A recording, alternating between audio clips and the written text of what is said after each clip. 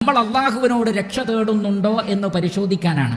അതുകൊണ്ട് തന്നെ ജിന്നുകളിൽ നിന്ന്, മനുഷ്യരിലും ജിന്നുകളിലും പെട്ട ശൈത്താനുകളിൽ നിന്ന്, മറ്റു ജീവജാലങ്ങളുടെ ഉപദ്രവങ്ങളിൽ നിന്ന്, നരകത്തിന്റെ ഷെറിൽ നിന്ന്, ഖബർ ശിക്ഷയുടെ ഷെറിൽ നിന്ന്, അങ്ങനെ എന്തെല്ലാം ഷെറുകളുണ്ടോ അതിൽ നിന്നൊക്കെ നമുക്ക് അഭയം തേടാൻ, ശത്രുക്കളിൽ നിന്നെല്ലാം അഭയം തേടാൻ നമുക്ക് ആര് മാത്രമേ ഉള്ളൂ? അല്ലാഹു സുബ്ഹാനഹു വ തആല മാത്രമേ ഉള്ളൂ. മിൻ ശർരി മാ ഖലഖ് വമിൻ ശർരി ഗാസിഖിൻ ഇദാ വഖബ്.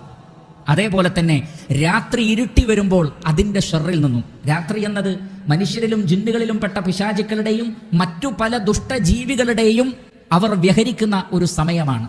അതിൽ ധാരാളം ഷെറുകളുണ്ടെന്ന് അല്ലാഹു സുബ്ഹാനഹു വ തആല പഠിപ്പിക്കുന്നു.